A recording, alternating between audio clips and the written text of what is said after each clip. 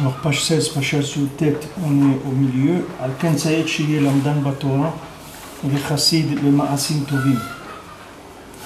Vaza Yudomé le Malach Hashem Tsevakot, on est Tsaïr Otir Tatora Letov. Donc à ce moment-là, il ressemble à un ange, Malach Hashem Tsevakot, c'est-à-dire que un ange d'Hachem, c'est-à-dire dans les armées d'Hachem. Et à ce moment-là, il dessine les lettres de la Torah en bien. C'est-à-dire que maintenant, c'est les lettres de la Torah, c'est le côté matat, c'est-à-dire c'est le côté de la halacha, c'est le côté lambda, c'est-à-dire c'est le côté application, le côté halacha. Maintenant, sur le côté halacha, il a absolument besoin d'être mu par le côté tzaddik. C'est-à-dire c'est le côté tzaddik qui va donner la valeur à la halacha. Dire la halacha, puisque maintenant la halacha c'est une méthode d'application, cette méthode d'application, elle ne sera valable que dans le cas où le but il est toujours présent à l'esprit, et il est clair. C'est-à-dire que maintenant, quand une personne, elle sait exactement où elle va aller, alors à ce moment-là, vous pouvez lui donner une méthode pour aller à l'endroit où elle veut aller.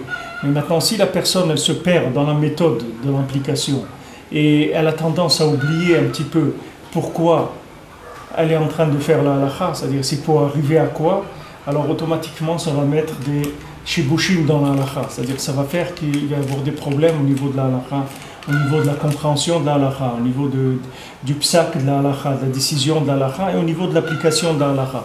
Puisque maintenant, si une personne, elle a perdu de vue un petit peu le but, donc dès qu'elle perd un petit peu de vue le but, au niveau de la halacha, ça va baisser tout de suite l'application.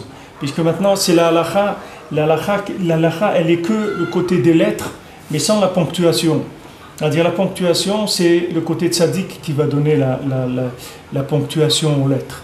Dire la halacha, elle est faite pour circuler dans le monde, pour se déplacer, pour faire les opérations selon la volonté d'Hachem. Mais maintenant, pour qu'elle ait sa valeur, la halacha, il faut qu'il y ait une certitude dans l'individu que ce qu'il veut faire, c'est la volonté d'Hachem. C'est pas autre chose. Si maintenant la personne, elle bouge un petit peu de ça, tout de suite, la halacha, elle va rentrer dans un autre concept.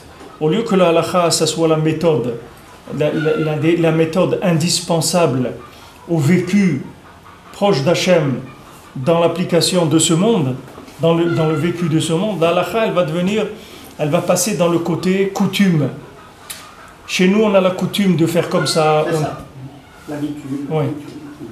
Oui, Jacob. Je disais que, à mon avis, il y a l'halacha, qui serait le GPS d'aujourd'hui, pour pouvoir se repérer, oui. Et une bonne conduite, qui serait de l'écouter Etzot, par exemple, de Rabbeinu.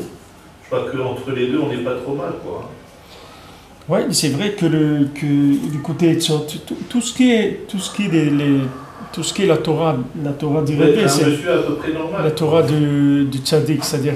Mais il faut prendre conscience, c'est-à-dire il y a une prise de conscience du but chaque jour. C'est-à-dire les Breslevers, ils avaient l'habitude de parler tous les jours du Tachlit. Tous les jours, ils parlaient du but, où est-ce qu'on va, qu'est-ce qu'on est venu faire dans ce monde, vers quoi on s'oriente. Et à ce moment-là, toute la halacha, elle prend une autre valeur. C'est comme, pour regarder ton exemple du GPS, c'est-à-dire que si maintenant tu tiens un GPS, le GPS, lui, il a l'adresse, il connaît deux choses, ton point de départ et ton point d'arrivée. Ouais. Maintenant, si tu lui changes le point d'arrivée, ou tu lui mets un point d'arrivée qui est un peu flou, tu lui mets le nom d'une ville qui existe dans plusieurs pays en même temps, et tu ne fais pas le choix, il n'a pas la possibilité de te donner des informations exactes. C'est-à-dire que maintenant, qu'est-ce qui fait que lui, il a une valeur? C'est quand toi, tu es sûr de l'endroit où tu vas. C'est ça qui doit être... quand il commence, par exemple, le Messilat Yesharim, il te dit, voilà, d'abord, il faut que tu saches qu'est-ce que tu es venu faire ici. C'est-à-dire que ça soit clair dans ta tête pourquoi tu es là. Quelle est la raison pour laquelle tu te trouves dans ce monde. Une fois que maintenant ça c'est clair, à ce moment-là, on va passer aux applications. Mais il faut une bonne conduite.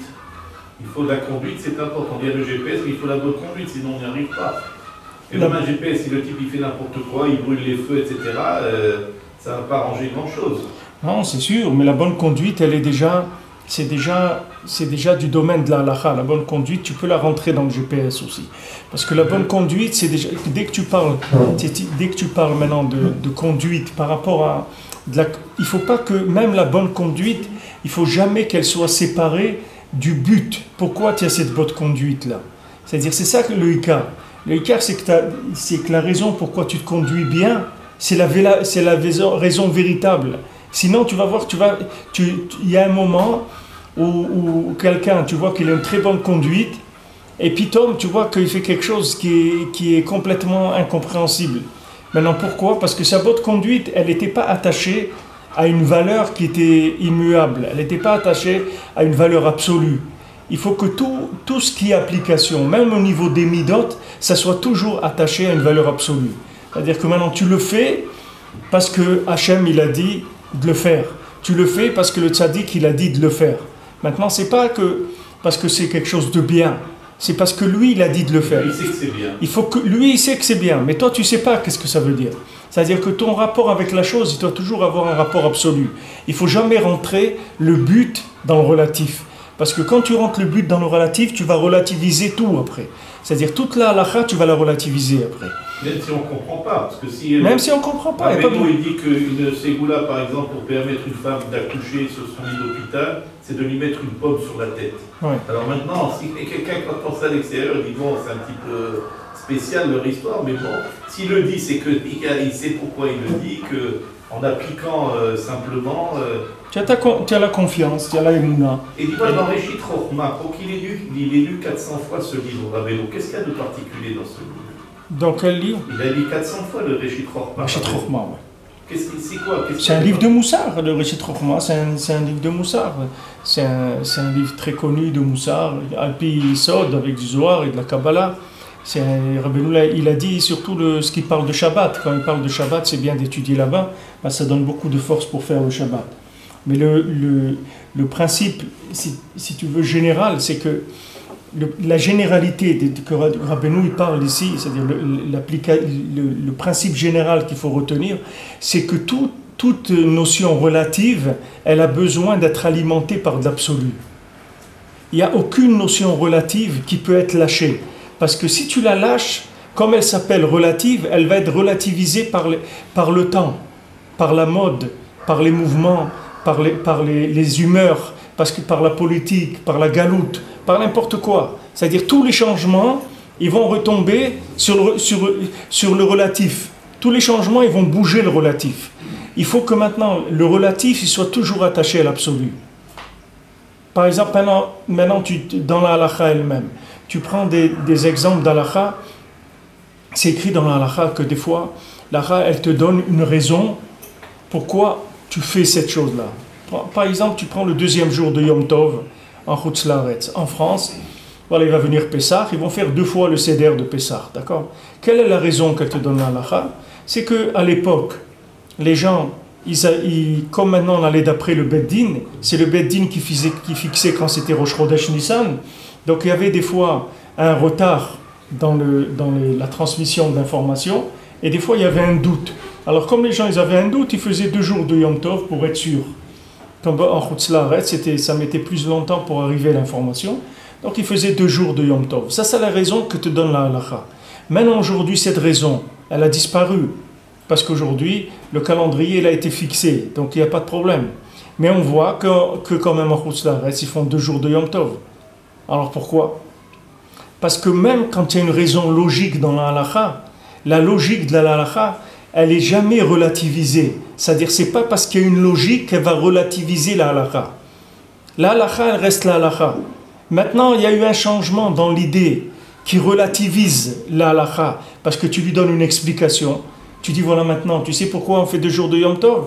Parce que maintenant, l'information, elle n'arrivait pas en Chutz La'aretz à temps, donc il y avait 2 jours.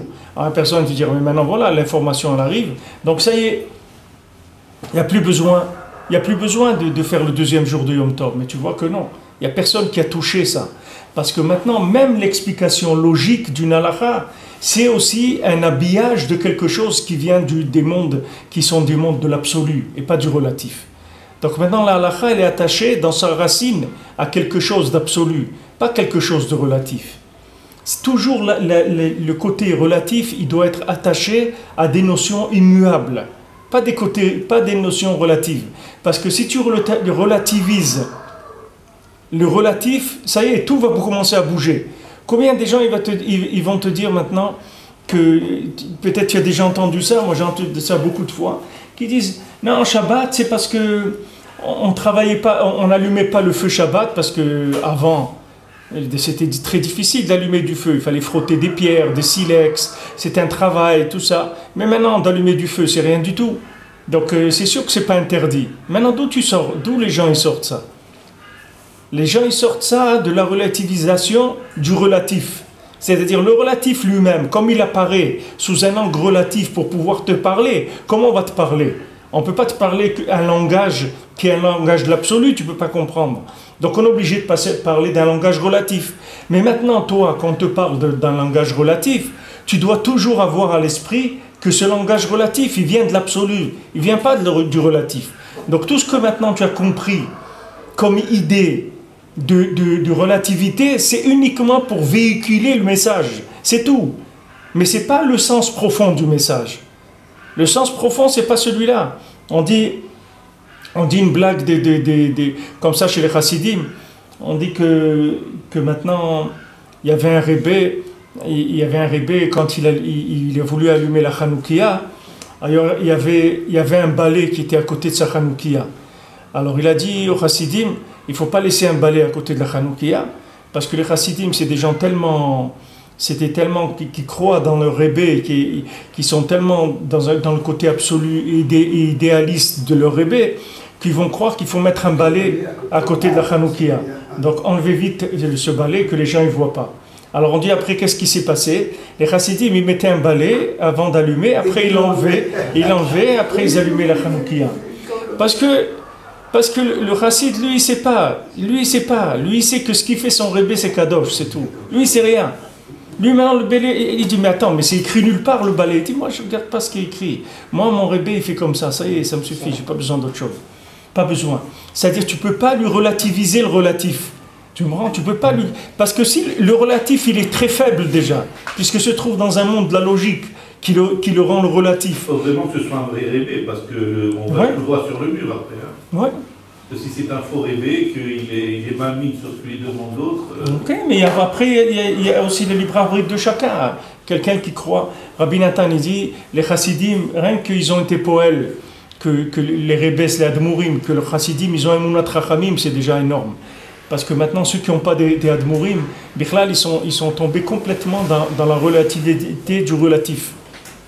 Tu vas tomber dans la relativité du relatif. C'est-à-dire, le relatif, ils sont arrivés à l'inverser complètement par la logique. Comme l'exemple que je vous ai donné plusieurs fois de la perruque. Que la perruque, ça a été donné pour les femmes, pour une certaine raison, à un certain moment. Et que la raison qu'une femme elle doit se couvrir la tête, c'est pour un lien de tsniout, qu'elle soit pudique, etc. Et maintenant, en faisant de la logique, en relativisant le relatif, les gens ils sont arrivés à l'inverse du côté absolu de la halakha. Tout le côté absolu de la halakha, c'est de rendre la femme tsnoua, de la rendre pudique et le plus invisible possible par rapport au monde, etc. Maintenant, avec ce qui a été donné au départ, ils sont arrivés au contraire. C'est-à-dire maintenant d'avoir une femme qui a une perruque extravagante, etc. et qui a une attirance encore plus grande que si elle n'avait pas la tête couverte. Parce que ses cheveux, ils sont beaucoup moins beaux que la perruque qu'elle porte. Donc on est arrivé à l'inverse de l'intention qu'il y avait au départ. Tout ça parce que le relatif, il a été déconnecté. Je me rappelle je m'excuse, hein, Binyamin, si je vais dire une petite blague, mais de temps en temps, je suis obligé. Alors, il y avait dans un pays où je ne sais pas, à Cuba, ou je ne sais pas où, que moi, on racontait cette blague toujours quand j'étais petit. On racontait que maintenant, il faut travailler. Il faut arrêter de danser la samba toute la journée et il faut travailler. Alors ils ont dit, maintenant vous allez arrêter, vous ici vous dansez la samba toute la journée et vous buvez de la tequila ou je sais pas, mais sachez qu'on est là pour travailler, on n'est pas là pour danser la samba toute la journée. Alors il dit voilà, maintenant vous allez répéter toute la journée. Trabach aussi, le travail, oui, et samba, non. Et la samba, non. On va le répéter. Alors ils commencé à répéter les gens. Trabach aussi, samba, non. Après ils ont commencé trabach aussi, samba, non. Et ils ont commencé à danser la samba. C'est pourquoi. Ça c'est la même chose que ça. C'est-à-dire que maintenant, qu'est-ce qu'ils ont voulu? Ils ont relativisé la chose. Alors maintenant, de cette chose-là même, ils ont refait ils sont ressortis ils sont arrivés au même résultat. Que les gens commençaient, ils dansaient la samba, c'était la même chose. Ça changeait. Eux, ils ont voulu les corriger, mais la méthode qu'ils ont utilisée pour les corriger, c'était pas quelque chose qui venait de l'absolu. Donc le relatif, il a mangé la chose et elle est redevenue comme la volonté des gens. Non, c'est un klal gadol, c'est qu'il n'y a pas de... L'approche de la Torah, elle doit toujours venir par un côté absolu. C'est-à-dire, il faut savoir que derrière la logique de la halakha, il y a toujours des notions qui sont absolues et qui sont infinies et qu'on ne peut pas comprendre. Maintenant, toute la compréhension de la Torah, de Niglé, de la halakha, c'est une compréhension véhiculaire. C'est-à-dire, c'est une compréhension pour permettre de véhiculer les messages. Mais c'est pas elle-même, c'est pas le but final. Elle c'est un moyen seulement. Et maintenant, comme c'est un moyen, elle va être relativisée, c'est normal, puisque les gens ils évoluent. On peut pas donner une halakha absolue pour tout le monde. Quelqu'un il est malade maintenant, on peut pas lui dire de faire la halakha comme quelqu'un qui est en bonne santé. C'est pas possible. Donc on voit que la halakha elle est relative. Mais maintenant il faut faire attention. Parce que maintenant on va la relativiser par rapport à l'individu pour lui permettre d'appliquer la Torah dans toutes les situations, mais il ne faut pas qu'il touche l'absolu qu'il y a dans la halakha, c'est-à-dire le fait que la halakha vient de la parole d'Hachem et qu'elle est infinie. Combien de gens ils disent oui, mais toutes les halakhot, c'est les chachamim qui ont dit ça, c'est des hommes qui ont dit ça. Hachem lui n'a donné que la Torah, mais c'est pas vrai. C'est une erreur pachoute de dire ça, c'est faux. Hachem, il a donné toute la Torah, Matan Torah, à Moshe Rabbeinu. Même le moindre ridouche d'Halakha qui sera écrit 3000 ans après, il a été donné aussi à Moshe Rabbeinu au moment de Matan Torah. Moshe Rabbeinu, il a tout reçu au Matan Torah.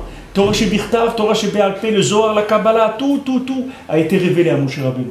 Moshe Rabbeinu l'a tout reçu. C'est pas vrai de dire que Hachem, il a donné que le Chumash et après c'est des hommes qui ont écrit le reste. C'est pas vrai. C'est de la picorsoute, c'est assourd. C'est faux complètement. Hachem, il a tout donné à Moshe Rabbeinu. Pas que ce qui est écrit. Quand quelqu'un te dit cette question-là, c'est connu, les gens qui sont dehors de la Torah, souvent ils disent ça. Ils disent oui, mais les livres, tout ça, c'est des hommes qui ont écrit ça. C'est pas vrai. Tous les livres de Torah ils viennent de l'absolu.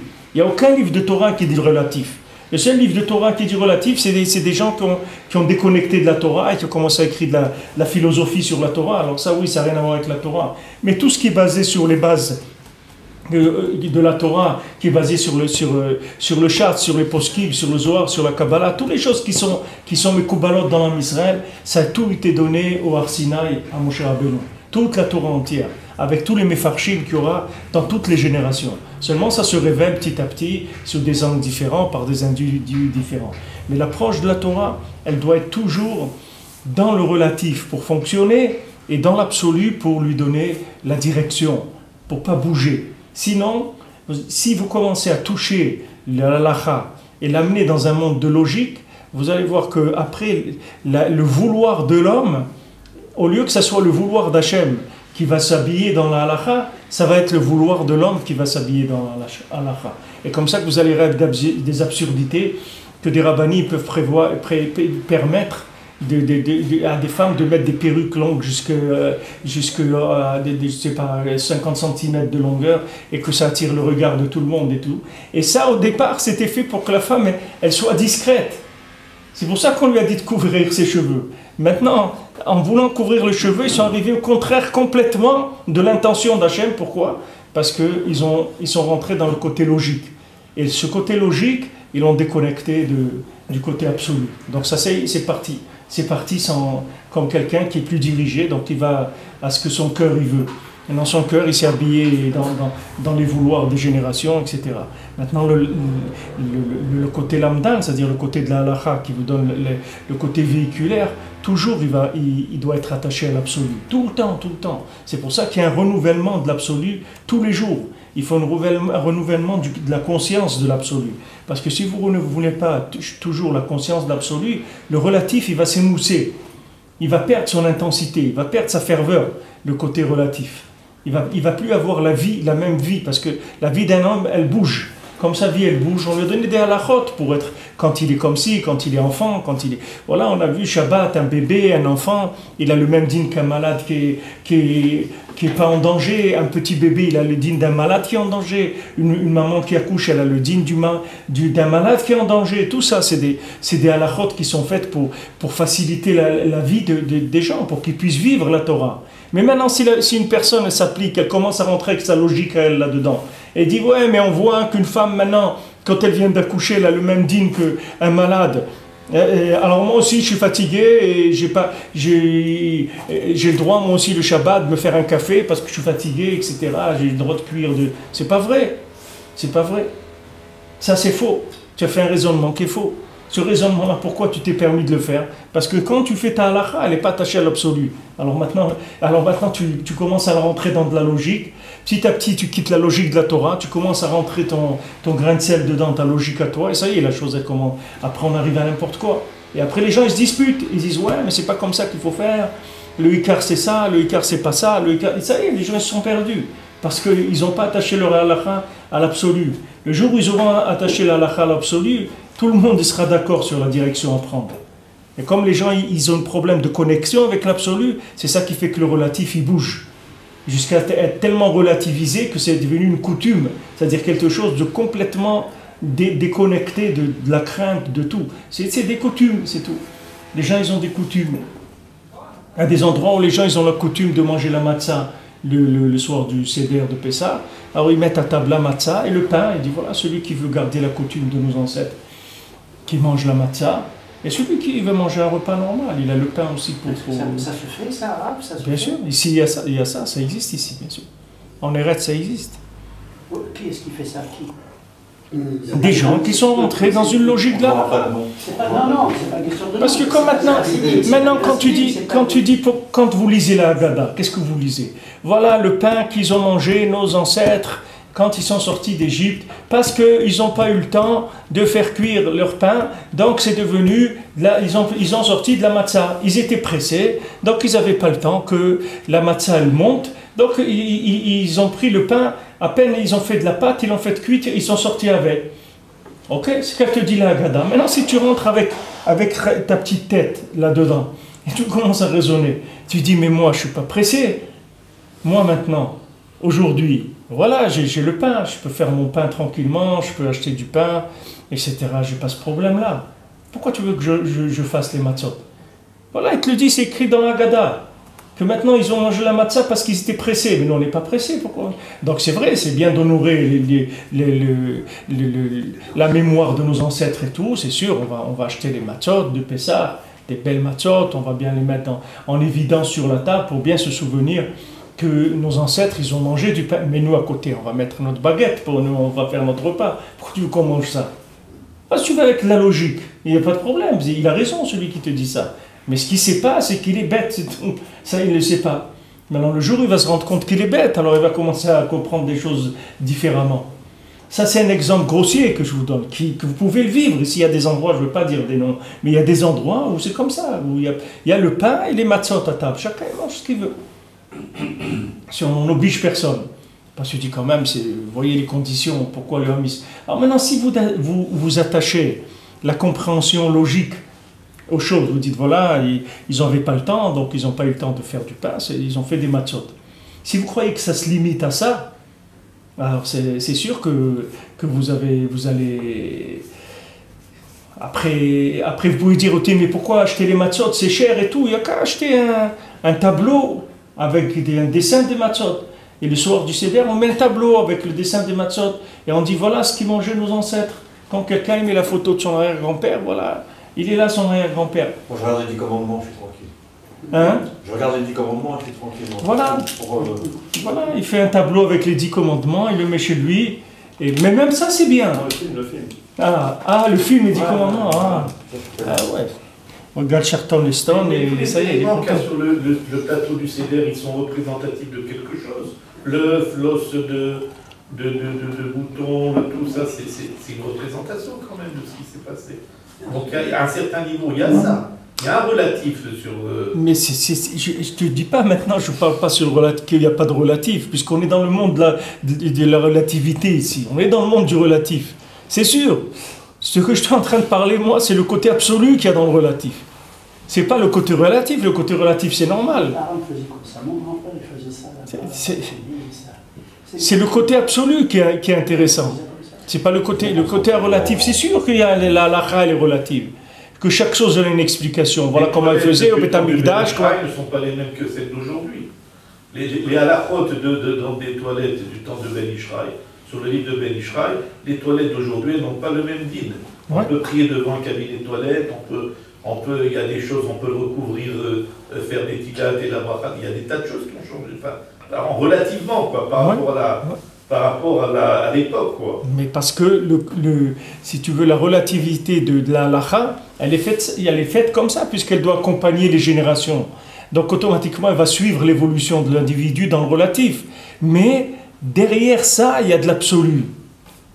Et cet absolu, il faut toujours le garder à l'esprit. Il ne faut jamais perdre de vue pourquoi on fait tout ça.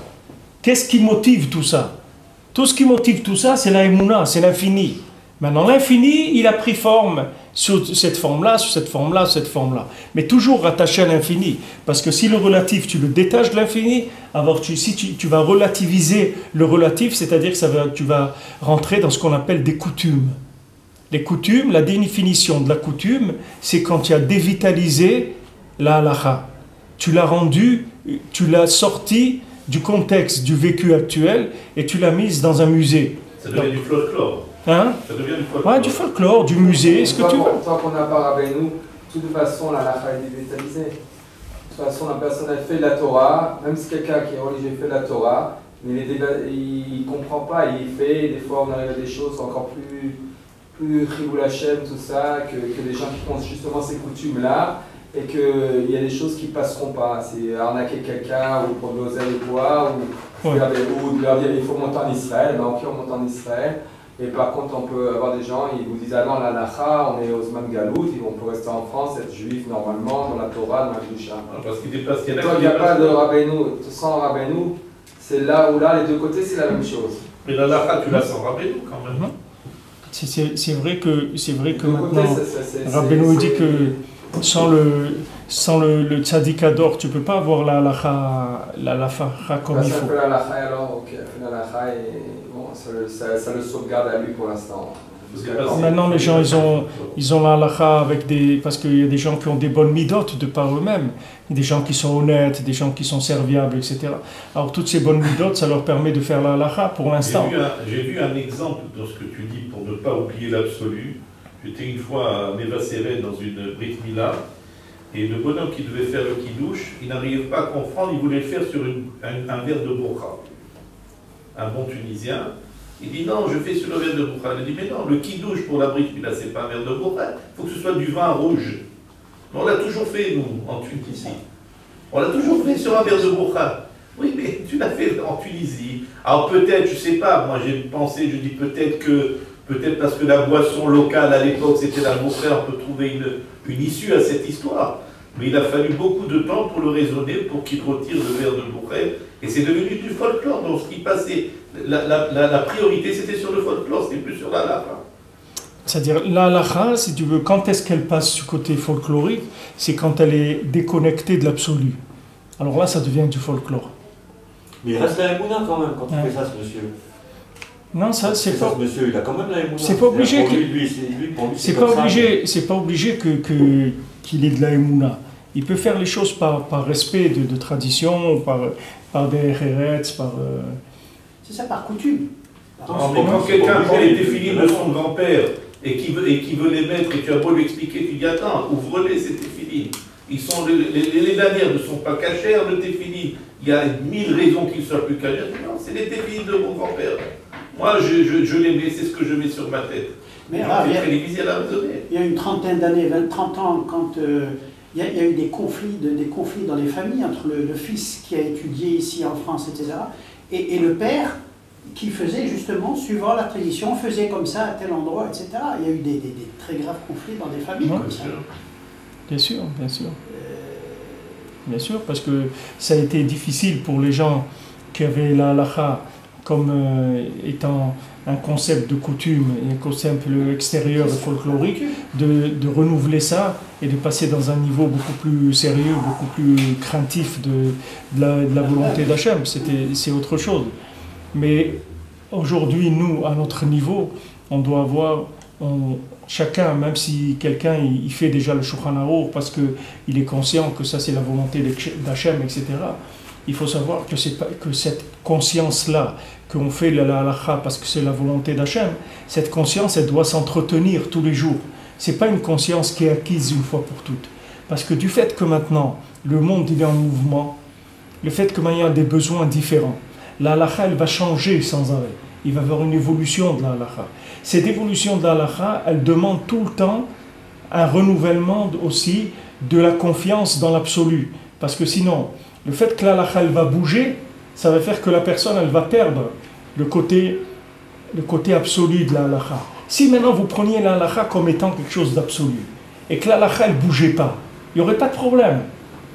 Si vous faisiez la halakha comme étant quelque chose d'absolu, il n'y aurait pas de problème. Mais la halakha, elle est faite justement pour le relatif, elle n'est pas faite pour l'absolu. La halakha, elle est faite pour vivre, elle n'est pas faite pour tuer les gens. Si vous faites de la halakha absolue, vous allez tuer les gens. Quelqu'un il te dit, ouais, je suis malade, il n'y a pas de malade, tu dois rester debout Yom Kippour toute la journée, c'est tout. Mais je suis malade, je suis fatigué, non, il n'y a pas, c'est comme ça, c'est tout. Non, on ne peut pas, c'est pas ça la halakha. La halakha, c'est qu'elle permet à la personne, selon sa situation, de voir, de changer. Voilà, vous allez par exemple, maintenant on a, Bezat Hashem, on va lire la Megillah. Maintenant quelqu'un il habite dans un endroit où il n'y a pas de Megillah. Quelqu'un maintenant il va voyager pour son travail, il doit aller sur les îles, je ne sais pas quoi, il n'y a pas de communauté juive, il n'y a rien. Maintenant il n'a pas de Megillah, il va voyager. Alors il peut déjà lire la Megillah maintenant. Depuis Rosh Chodesh Adar, il peut lire la Megillah. Ouais. Quelqu'un depuis Rosh Chodesh, il doit voyager dans un endroit où il n'a pas les moyens d'avoir une vraie Megillah avec lui. Et là où il va, il n'y a pas de juifs, et il est obligé d'être là-bas pendant Purim et tout. Donc maintenant, il peut lire la Megillah depuis Rosh Chodesh Adar. Maintenant, si après il trouve une Megillah dans quelque part, ou rencontre quelqu'un après dans l'avion, un jour plus proche de Purim, qui a une Megillah, alors il doit relire la Megillah. Mais maintenant la halakha, elle va aller selon lui, enfin lui dire, ah non, tu ne peux pas voyager, il faut que tu restes chez toi à Purim, parce qu'il faut lire la Megillah, tu ne peux pas. Mais il dit, je ne peux pas, j'ai une usine là-bas, ou un truc, je dois être présent là-bas, je dois signer quelque chose. Je ne peux pas rester à la maison à Purim, je suis obligé d'aller là-bas. Alors qu'est-ce que vous allez faire? Vous allez le rentrer dans l'absolu? Il ne peut pas, la halakha, elle est faite pour vivre. Donc la halakha, elle va ouvrir. Alors voilà la personne, maintenant, vous lui avez ouvert pour l'aider. Mais maintenant, cette ouverture que vous avez faite pour l'aider, ça peut se retourner contre lui-même. C'est-à-dire que maintenant, après, l'année d'après, qu'il est chez lui, maintenant il dit à sa femme, tiens, on va aller passer Purim quelque part, en vacances. Viens, on lit la Megillah déjà maintenant, comme ça on est tranquille, on n'a pas besoin là-bas de perdre le temps, etc. Ah non, ça ne marche pas là. Il dit, mais comment ça ne marche pas? Le rabbin il m'a dit, l'année dernière, voilà, je vous montre, je suis parti pour mon travail, il m'a permis de lire la Megillah 10 jours avant Purim. Qu'est-ce que vous me dites? Que c'est pas... Il dit, mais attendez monsieur, vous êtes parti pour votre travail, vous êtes obligé d'aller, etc. Là vous allez prendre des vacances, vous voulez lire la Megillah avant, pour pas que ça vous embête dans les vacances. Mais c'est pas pour ça. Quand vous rentrez, vous essayez de faciliter à la personne, en même temps vous lui donnez un aspect relatif de la halakha, que la personne elle va l'utiliser maintenant contre l'intention même de nous on a voulu l'aider, ça va se retourner contre nous qu'on a voulu l'aider. Donc maintenant pourquoi il est comme ça? C'est qu'il n'a pas eu un attachement à la halakha qui vient de l'absolu. Parce que s'il avait un attachement absolu à la halakha, il ne bougerait pas. C'est-à-dire que maintenant il ne sait pas le cas de figure de maintenant s'il ressemble au cas de figure de l'année dernière. Il ne sait pas, lui il ne sait pas. Donc il va redemander à un rabbin, il dit voilà, l'année dernière, monsieur le rabbin, vous m'avez permis et tout. Voilà, cette année j'ai décidé avec ma femme, elle est fatiguée avec le ménage de Pessah, tout ça, je vais lui faire passer un week-end quelque part qu'elle se repose. Et comme elle se repose, je ne vais pas l'embêter avec lire la Megillah le soir, le matin. Donc voilà, je voulais lui lire maintenant. Le rabbin va lui dire pas du tout, monsieur, vous ne pouvez pas. Vous ne pouvez pas. Vous devez aller à la synagogue, écouter la Megillah avec votre femme, etc. Vous ne pouvez pas faire ça. Ouais, c'est jouer avec les lois en fait. Il joue avec les lois. Non, mais pourquoi il joue avec les lois? Parce que la loi elle-même, elle joue pour aider l'homme. Donc elle-même, elle bouge dans le relatif. Donc comme elle bouge dans le relatif, lui, il peut utiliser ça pour sortir carrément de se déconnecter. Alors là, c'est plus de la halakha, c'est plus rien du tout. Il est sorti complètement. Donc on a besoin tout le temps que cette halakha qui est relative, elle soit toujours attachée à l'absolu. Toujours. Il y a des gens qui ont énormément aussi de difficultés à accepter la facilité de la halakha. Quand la halakha elle permet, il y a des gens, ils ont difficulté à accepter ça, parce qu'au fond d'eux-mêmes, ils voudraient que la halakha elle soit absolue, parce qu'ils n'ont pas une possibilité d'alimenter dans la halakha tout le temps, donc ils sont très raides dans la halakha. Ils n'arrivent pas à accepter la souplesse de la halakha, parce qu'ils ne sont pas connectés à l'infini, à l'absolu. Donc ils ont besoin de rendre la halakha le plus absolu possible, le plus raide possible. Mais ce n'est pas vrai. La halakha, c'est d'Afka, les plus grandes souplesses qui existent dans la Torah. Jusqu'où on peut aller pour permettre, jusqu'où aller. La Gemara, elle dit, toujours le date de celui qui permet, il est plus grand que celui qui interdit. Parce que celui qui interdit, qu'est-ce qu'il fait? Il raidit la halakha. Quand il raidit la halakha, il va éliminer des gens. Il va éliminer des gens. Il y a un monsieur, il venait qui a fait tchouva, tous les Shabbats, il était invité chez un rab, il venait manger. Maintenant, tous les Shabbats, il sonnait pour manger. Il arrivait, monsieur poli, etc. Il sonne, le rab il vient, il dit oh, Shabbat Shalom, rentre et tout, ils font les Shabbats et tout. Au bout de 6 mois, comme ça, que le gars il a commencé à faire tchouva, etc. Un jour, il vient chez le rab, il dit mais c'est interdit de sonner Shabbat. Le rab lui dit effectivement. Il dit, mais vous m'avez jamais dit. Tous les Shabbats, je venais manger chez vous, vous m'avez rien dit. Il a dit, si je t'avais dit, tu serais pas revenu. Tu serais plus revenu. Qu'est-ce qu'on aurait fait? On n'a rien fait du tout.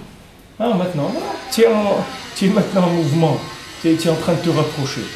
Je vais te laisser tranquille, je ne vais pas t'embêter. Je vais prendre les points positifs sur lesquels je suis.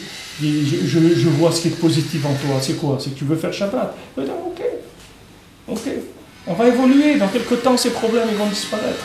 Parce que maintenant si je raidis la halakha, je dis, ah mais il ne faut pas sonner le Shabbat quand même. Vous êtes dans la maison d'un rabbin ici, vous venez en sonnant le Shabbat, mais quand même il faut faire attention. Si vous dites ça, les personnes, elles se sauvent tout de suite. À quoi ça sert? On n'a rien fait du tout.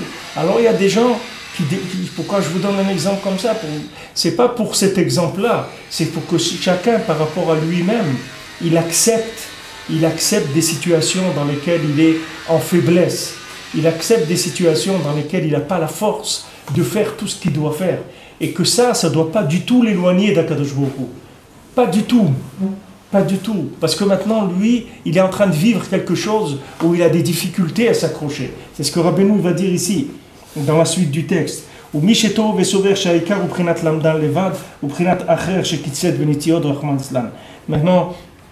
c'est le nian de celui qui croit que tout le nian de la halakha, c'est la relativité de ce monde, et c'est la compréhension logique. Alors il est dans la prina de acher, c'est-à-dire que lui, il est sorti complètement de la Torah par ce principe-là. Bien sûr, par lui, ça a été vécu à un autre niveau complètement, mais pour des gens simples, c'est vécu autrement. C'est vécu autrement. Vous allez trouver des gens, le Shabbat, ils vont à la plage, ils emmènent la daf chaude comme ça de la maison, ils l'emmènent à la plage, ils s'installent sur le sable, ils mangent la daf le Shabbat, ils font le kiddush. Ils font le kiddush sur la plage et tout. Et ils disent, mais regarde, c'est écrit, le Shabbat c'est un jour de plaisir. Et c'est écrit dans la halakha que le plaisir il est relatif. Voilà, on vient de le voir. Celui qui n'aime pas le poisson, il ne doit pas manger du poisson Shabbat. Pourtant, c'est une mitzvah de manger le poisson, non? C'est une très grande mitzvah. Et voilà, c'est écrit, celui qui n'aime pas le poisson, il ne doit pas manger du poisson. Donc moi, j'aime pas rester à la maison le Shabbat étouffé. Quel Shabbat c'est ça? Quelle joie je vais avoir? Moi, ma joie, c'est d'aller à la plage, de regarder les vagues un petit peu, de manger la daf au soleil, et je fais mon kiddush, quel bonheur, merci Hachem, c'est merveilleux. Qu'est-ce que vous allez lui dire? Qu'est-ce que vous allez lui dire? Mais par rapport à la Torah qu'on a étudiée avant, notre aide, là, c'est très bien. Et ils ont des kissoufim, c'est des kissoufim de Tov. Ce qui ne sont pas tzaddik, c'est un autre problème pour l'instant. Ils tombent, ok, mais le principal c'est qu'ils ont des kissoufim. Oui, mais ça, David, ça c'est pas des kissoufim. Ça, c'est ils ont le kissoufim de faire Shabbat à leur façon. Non, c'est pas des kissoufim ça. Les kissoufim, le vouloir, le vouloir, il vient du principe d'évolution, de progrès. Là, c'est pas des kissoufim, c'est au contraire, c'est la stagnation de la Torah. Ces gens-là, tu verras que quelque temps après, ils iront à Shabbat à la plage. Mais il n'y aura plus la DAF, il n'y aura plus le kidouche, il y aura le bateau à moteur et ils vont faire du ski nautique, tu comprends? Parce que quand ces gens ils sont rentrés là-dedans, c'est que c'est des gens qui ont adapté, si tu veux, la compréhension de la halakha à de la logique. Du moment où ils l'ont emmené vers de la logique. Ils n'ont pas de logique, ils ne connaissent même pas la halakha. Non, voilà, ils connaissent, regarde, ils te disent, voilà. Mais c'est écrit que Shabbat c'est un jour de plaisir et que le plaisir c'est relatif. Voilà, pour moi c'est ça le plaisir. Maintenant, quelqu'un, pour lui, ce plaisir, c'est quelqu'un qui fume 3 paquets de cigarettes le Shabbat. Lui, il peut pas, il te dit, mais c'est écrit, Vekarat la Shabbat onek, le Shabbat c'est un jour de plaisir. Moi, je vais me priver de mes cigarettes, mais tu vas me rendre le jour. Un enfer, c'est un enfer pour moi. Donc, c'est sûr que c'est permis pour moi. Parce que moi, je peux pas. Mais après, il n'y a plus de limite quand tu rentres dans la relativisation des choses. Mais pourtant, tant qu'ils ont une coutume, c'est des kissoufim, moi je vois la coutume. Après, quand David, la coutume, je te répète, réfléchis une minute, tu vas voir que la coutume, c'est le contraire des kissoufim. Parce que quand tu parles de coutume, tu parles de folklore, ça veut dire que la chose, elle est morte. Les kissoufim, c'est la vie.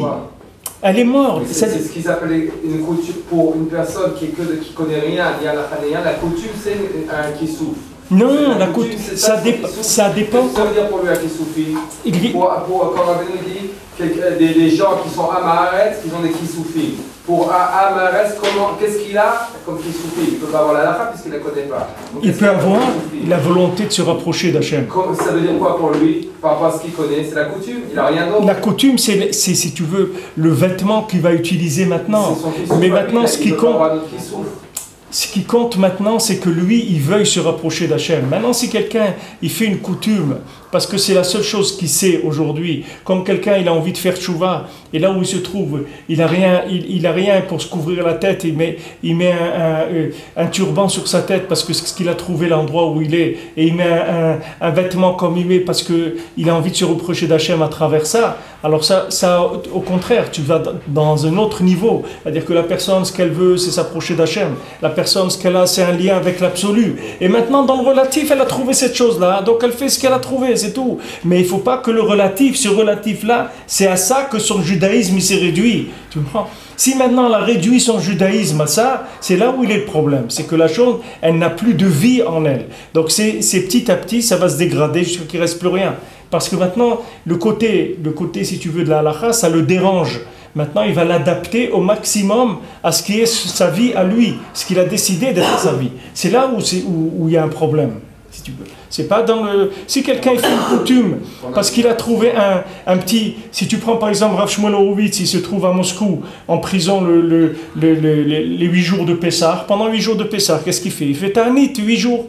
8 jours, il fait Ta'anit, parce qu'il n'y a pas de matzot, il n'y a pas de... Tout là-bas, il n'y a rien où il peut être sûr qu'il n'y a pas de chametz. Donc il buvait de l'eau, c'est tout. Mais il n'a pas mangé pendant 8 jours. Maintenant, tu ne vas pas dire que cet homme-là, il a fait quelque chose qui n'est pas bien. Alors qu'il a jeûné pendant 8 jours. Pourquoi il a jeûné pendant 8 jours? Parce que maintenant, c'est tout ce qu'il pouvait faire pendant Pessah. Et pas de matzot, il n'y avait rien du tout en prison où il était à Moscou, il n'y avait rien du tout. Maintenant, quand quelqu'un il fait une coutume, ça peut être une coutume parce que c'est le dernier lien qu'il trouve avec une application de judaïsme, mais là, c'est plus une coutume pour lui. C'est plus du tout une coutume. C'est pas une coutume, si tu veux, pour sortir, c'est une coutume pour rentrer. Aujourd'hui, les personnes quand il y a sur 3 mariages, il y en a 2 mixtes. Ceux qui ont encore des coutumes, ils arrivent encore à plus ou moins, c'est ce qu'ils connaissent, il n'y a rien. Halakha, il dit à quelqu'un Halakha, il ne sait même pas de quoi on parle. Il sait ce qu'il parle, qu'il a le plateau de Pessah, il le met au-dessus de sa tête pour la LCDR, ou il met le disque pour entendre la LCDR. Mais ça, pour lui, c'est son qui souffle. Le reste, il ne sait même pas de quoi on lui parle. C'est pas, ça dépend, si tu veux, le niam de Kissoufim, c'est le côté vivant qu'il y a dans la chose. C'est pas le côté... Si maintenant tu fais ça comme si c'est un musée, alors il n'y a pas d'évolution. Il faut que cette chose-là, Le même acte, ça peut être un acte de recherche pour quelqu'un. Et c'est pas, ça, tu veux quelqu'un, il vient de faire tchouva. Il arrive dans une famille traditionnelle, traditionnaliste, que tu veux, folklorique. Il arrive, il dit c'est quoi Pessah et tout. Alors on dit viens, il y a une famille ici qui fait Pessah. Alors il va chez eux et ils mettent le disque de celui qui chante la Haggadah et il voit des choses, qu'il y a de la galette sur la table. Même il voit qu'il y a du pain aussi, mais le pain, lui, il a l'habitude de voir du pain. Ça ne le choque pas. Mais il voit